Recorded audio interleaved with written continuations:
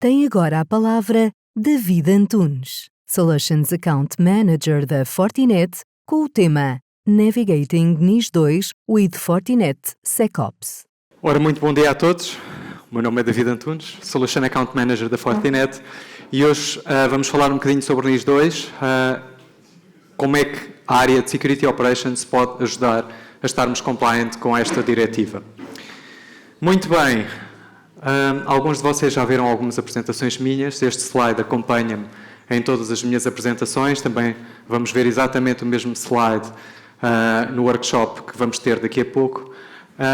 Este slide mostra-nos quais são os desafios que esta área de Security Operations pretende endereçar.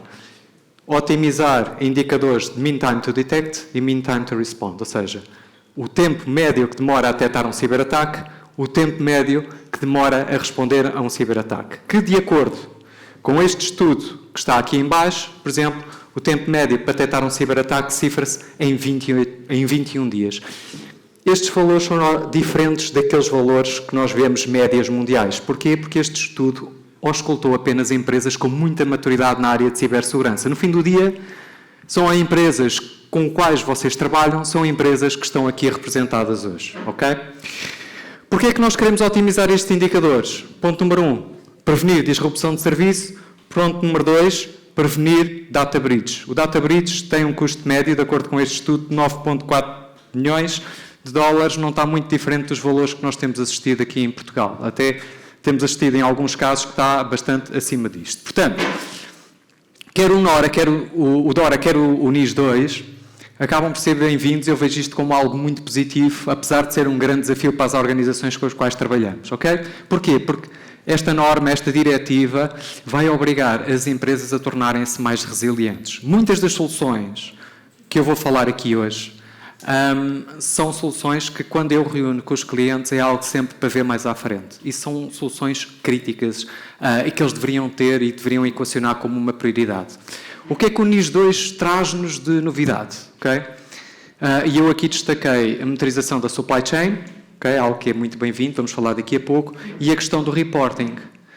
O reporting é um grande desafio na diretiva do NIS 2. Isto porque, se vocês olharem para os timings que ali estão, se tivermos suspeita de um ciberataque, nós temos que notificar que estamos perante um ciberataque em 24 horas. Isto é super difícil para quem não tem monitorização interna. Okay? Isto é um grande desafio. 24 horas é muito pouco tempo.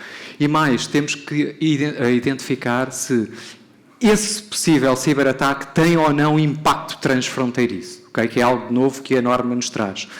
As multas que vão fazer muitas organizações correr atrás disto andam à volta, dependendo se é uma entidade importante ou essencial, entre os 10 milhões ou 7 milhões ou 2% da faturação anual a 1,4% da faturação anual. Pela primeira vez, existe aqui uma distinção na NIS 2, o que é entidade importante e essencial. E nós já vamos falar um bocado sobre isto. Pela primeira vez também, nós temos responsabilização dos cargos de gestão.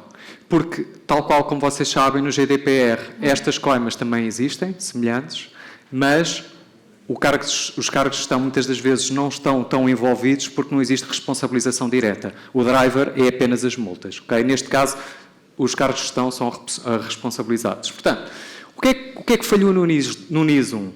O âmbito era insuficiente, aquilo que eram serviços críticos era pouco claro, dentro dos Estados-membros, os controles de segurança e os requisitos de reporting eram diferentes de país para país, a supervisão era insuficiente ou não existente, ou seja, estávamos compliant, mas ninguém vinha ver se nós estávamos compliant. Portanto, isto era um problema e o reporting era insuficiente. No NIS 2, temos aqui alterações que nos vão ajudar a que realmente isto se transforme de maneira a que as empresas fiquem muito mais resilientes. Portanto, temos uma clara definição daquilo que são entidades essenciais e importantes, e já lá vamos falar um bocadinho sobre isto. Existem novos requisitos de segurança, de cibersegurança, novos controles que são exigidos. A questão do reporting é levada muito a sério. Isto é um grande desafio. Atenção, nós temos, não é fazer um reporting em Word e enviar, ou seja, nós temos que fazer um report detalhado sobre o incidente de segurança. Okay? Que sistemas foram afetados, qual foi o impacto, o que é que fizemos para corrigir, etc. E existe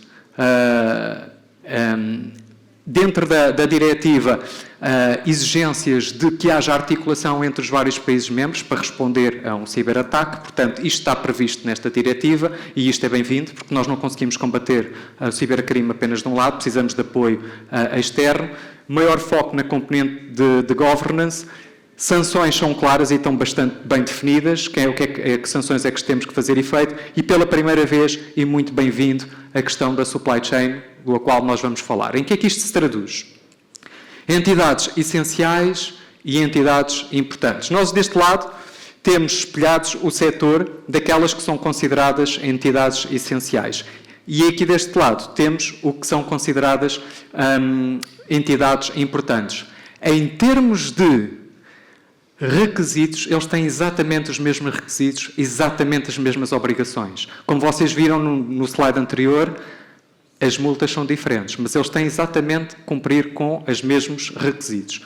Uma entidade que esteja classificada ou esteja do setor das essenciais pode transitar para importante ou nem estar abrangida pelo NIS 2. E para isto depende volume de faturação e número de empregados. Ou seja, se for alguém ligado, por exemplo, ao setor da saúde, uma empresa ligada ao setor da saúde, mas que fatura muito pouco e tem muitos poucos funcionários, pode nem sequer estar abrangida pelo NIS 2 por causa da sua dimensão. A exceção feita para infraestruturas digitais e administração pública. Estes são sempre obrigados a estar compliant com o NIS 2. Portanto, autarquias locais, por muito mais pequeninas que sejam, empresas municipais, etc., pertencem ao setor público, têm que estar compliant com o NIS 2. Okay? Isto é um desafio, até porque alguns dos investimentos que podem ser feitos nesta área podem ser complexos de endereçar por algumas destas organizações. Portanto, NIS 2 é composta por 46 artigos. Destes 46, nós temos que nos focar em 3. Okay? Artigo número 20, muito focado na área de governance. Artigo número 21, a Cyber Security Risk Management, onde temos os nossos controlos. Artigo 23, as obrigações de reporting. Estes são os artigos pelos quais nós vamos trabalhar nas empresas para estarem compliant com esta norma. Uma empresa ligada ao setor financeiro também tem estas obrigações, ok? Não é só o DORA. Não, o setor financeiro é só o DORA. Não. Existe muito overlap, mas eles têm que estar compliant com as duas normas, ok? Com esta diretiva também. Portanto, olhando aqui para o artigo 21, a parte de Cyber Security Management Measures, nós podemos partir para facilitar e arrumar as ideias na nossa cabeça nestes pilares que nós vemos aqui. Destes pilares, há aqui pilares que são diretamente endereçados pela área de Security Operations, nomeadamente o Incident Handling, tratar os incidentes de cibersegurança, a supply chain, mas isto cobre vários domínios, desde Business Continuity, Disaster Recovery, etc., a parte de criptografia. O objetivo é que as empresas tenham controles nesta área, estejam protegidas e se tornem muito mais resilientes. Ou seja, nesta diretiva procura-se que nada esteja de fora. Focamos apenas na área, mapeando isto em frameworks tecnológicas, ok? Porque isto ajuda a arrumar estes pilares aqui em frameworks e a seguir mapear em tecnologia. Não é exaustivo o que nós vemos neste slide. Eu tentei mapear as frameworks tecnológicas com algumas tecnologias da Fortinet. Nós temos muito mais tecnologias para responder aos vários pilares e a estas frameworks, mas isto para vos dar uma ideia apenas da abrangência do portfólio e que somos um fabricante. Sim, temos muitos produtos, mas o objetivo é cobrir a superfície de ataque e responder às necessidades dos clientes. Neste caso aqui, conseguimos cobrir de A a Z praticamente todas as frameworks tecnológicas da NIS 2. Olhando aqui para a área que será o maior foco desta apresentação, a área de Security Operations e aquele primeiro objetivo que eu vos falei do Data Breach, vamos dividir para arrumar ideias em duas fases, ok? Pré-breach, antes de ocorrer um Data Breach, e Post-breach, em que é que esta área nos consegue ajudar, ok? Pré-breach, temos a parte Trend Intel, vamos falar aqui um bocadinho sobre isto, que é, por exemplo, para a parte da monitorização da supply chain. Temos a parte da Early Detection and Prevention, quer seja Data Breach, quer seja compromisso da nossa infraestrutura, Okay? Porque um data breach pode ser originado por um malware. Um stealer que é instalado numa máquina e está a enviar informação para fora da organização. E aqui temos soluções comportamentais, como, por exemplo, os NDRs, os EDRs e os XDRs. Temos o DLP, que força a que os utilizadores não enviem informação de forma involuntária para fora da organização, etc. No fim do dia acaba por policiar o acesso à informação. Temos aqui a componente de teste. Portanto, isto é essencial para garantir a componente de pré-breach. Okay? Eu estou a falar aqui um bocadinho destas soluções, um bocadinho en passant. São 15 minutos. E não temos tempo para aprofundar muitas destes temas. No post-breach, aqui, quando algo mal já aconteceu, temos os serviços de SOC, que são fundamentais, Incident Response, o MDR, análise forense, okay? Nós temos também dentro do nosso portfólio.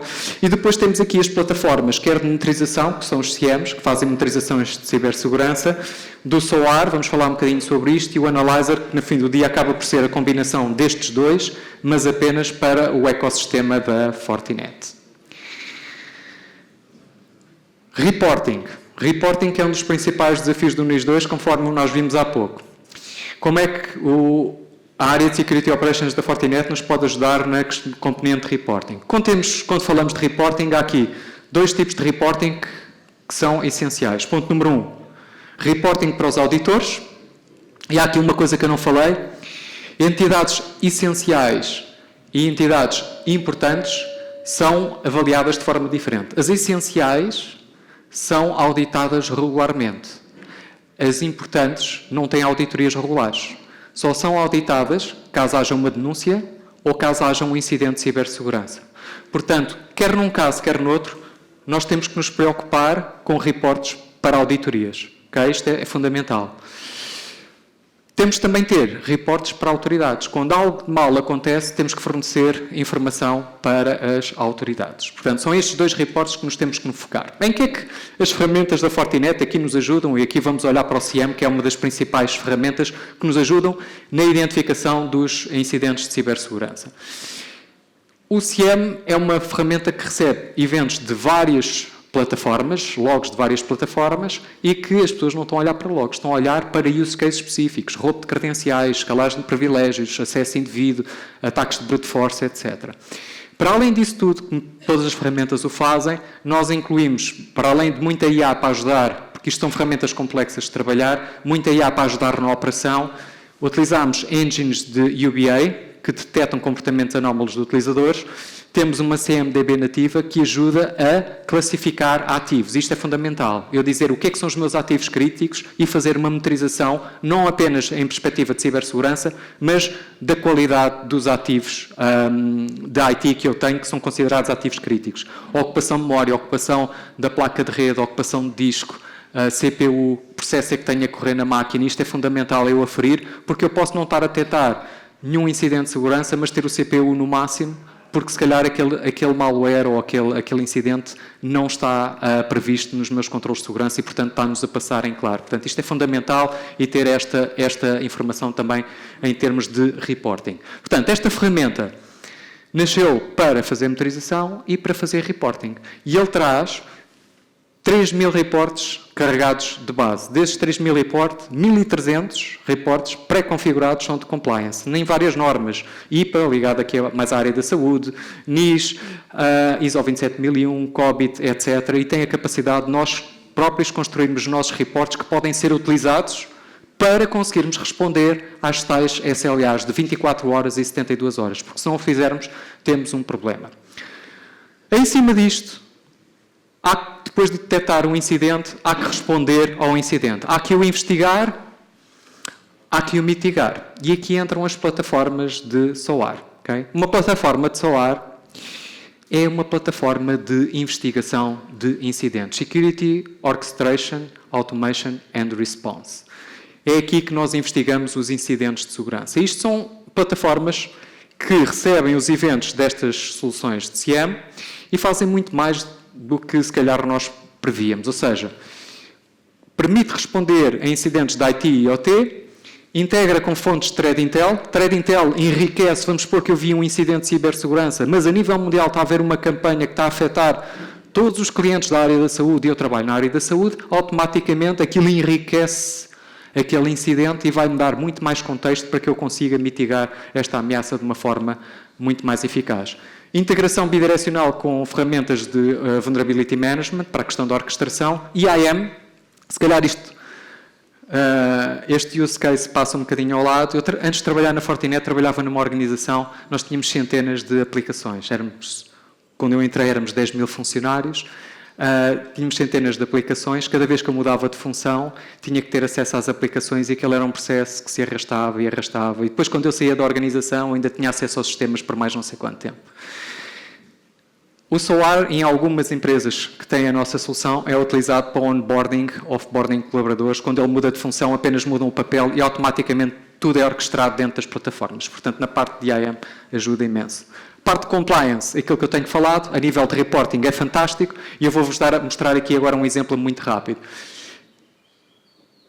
Portanto, War Rooms, quem é que já ouviu falar de War Rooms? Ok. Contente. War Rooms são espaços de colaboração para resposta a incidentes. Okay? Eu não respondo. Normalmente as empresas têm processos definidos para resposta a incidentes. E estes processos envolvem imensas equipas. Alguns destes processos são automatizados nestas plataformas, mas existem muitas coisas manuais que se têm que fazer. Portanto, o que é uma War Room? Eu vou aqui explicar de uma forma muito simples. David, temos mesmo que acelerar, por favor. Quanto tempo? Já acabou, na verdade. Ok. Portanto, a War Room, quando é aberta, começa a contar um SLA. E aqui temos mapeados todos os processos das várias equipas. A equipa A, a equipa B, a equipa C. As equipas externas colaboram na resposta a incidentes. E eles têm um conjunto de tarefas a executar. Tudo aquilo que eles fizerem fica documentado nesta plataforma. Ok? Na investigação e na resposta a incidentes. Quando isto é fechado, está aqui um SLA e está o reporte feito para submetermos às entidades com quem temos que fornecer reporting. Por exemplo, aqui o reporting é automaticamente enviado para o CSIRT. Como temos consciência que nem todas as organizações têm complexidade ou maturidade para trabalhar com estas plataformas, também oferecemos um serviço chave na mão, o nosso serviço de SOC, que é suportado também pelos nossos parceiros. Este serviço de SOC procura responder a empresas com um bocadinho menos sofisticação que trabalham connosco Fortinet, nomeadamente naquelas soluções, e que têm este serviço-chave na mão sem terem que ter plataforma. Lembram-se do que eu vos falei dos use cases de há pouco? Portanto, isto é muito mais simples, o cliente tem acesso a uma plataforma e todos os use cases estão mapeados by default. Enquanto um SOC demora cerca de 1 mês, 2 meses a montar, 6 meses a montar, 1 ano a montar, isto está ativo e na parte de reporting é um tick on the box, está ativo em 2 dias. Okay? O cliente tem acesso a esta informação e normalmente é apoiado no parceiro para mitigação de um ciberataque. E aqui nós vemos espelhados todos os use cases que existem num SOC da Fortinet, que são imensos. Okay? Isto é um serviço low cost para que organismos um bocadinho mais pequenos consigam estar compliant com a componente reporting. Isto acaba por ser um tick on the box. Okay? Estou a passar os slides à velocidade da luz. Monitorização da supply chain, para terminar. Okay? Monitorização da supply chain é algo que é muito bem-vindo no NIS 2. E esta frase diz tudo. We are only as strong as our weakest link. Okay? Nós normalmente descurávamos sempre a supply chain. Se quiserem perceber a relevância disso, pensem numa empresa de produção automóvel. Se um dos seus parceiros que fornece pneus ou o que seja tiver um ataque de cibersegurança que comprometa a sua distribuição, essa empresa vai ter perdas financeiras brutais. Portanto, nós temos que ter uma monitorização na supply chain. Isto é algo que, quando eu falo com os meus clientes, normalmente, ok, isso é algo para vermos mais à frente. O NIS 2 deixou isto como uma das prioridades. Okay? Esta solução faz muito mais do que monitorizar a supply chain, que é feita aqui num destes módulos. Isto é um serviço que é um portal, como, por exemplo, na parte de prevenção de data breaches, fazemos monitorização da Deep Dark Web. Que credenciais é que estamos à venda na Deep Dark Web? Quem é que roubou essas credenciais? Quem é que as colocou à venda? Em que sistema é que elas foram roubadas? Okay? E mais importante, eu tenho ou não os meus sistemas comprometidos com stealers, porque senão eu faço reset àquelas passwords e elas estão à venda no dia a seguir. Okay? Portanto, vou concluir. Serviços de resposta a incidentes, Okay? Isto é consultoria pura da Fortinet, ajudar-vos a desenhar processos. Estas equipas estão espalhadas em todas estas geografias e têm estas certificações que aqui vêm. Isto ajuda as empresas a estarem compliant e a definir todos aqueles processos que eu falei há pouco, por exemplo, nas war rooms. E deixar-vos a nota que isto é muito mais abrangente. Vamos ver aqui outras soluções ali no workshop. Aí vou ter mais tempo para vos mostrar aqui um bocadinho mais de detalhe. Isto é muito mais abrangente. Eu trouxe-vos isto mapeado no use case do NIS 2. Tentei fazer isto em 15 minutos, como já viram, que é um desafio enorme. Todas estas soluções foram pensadas para partilhar telemetria e orquestração. Faz todo o sentido. Viram a abrangência do portfólio da Fortinet. Faz todo o sentido quando se trabalha num contexto de consolidação de vendor, otimização de custos e redução de risco. E porque a Fortinet, eu sei que os nossos produtos nem todos estão como líderes na Gartner. Temos bastantes produtos como líderes, outros como challengers, e vamos chegar lá com grande parte das nossas soluções. Portanto, acho que nós somos um dos principais players nesta área de cibersegurança. Portanto, para concluir, e último slide, e peço imensa desculpa por termos alargado um bocadinho mais. O objetivo é passar do que está em cima para o que está em baixo. Meus caros, obrigado a todos. Da minha parte e em nome da Fortinet foi um gosto. Espero que o que tenha-vos trazido tenha sido útil. Obrigado.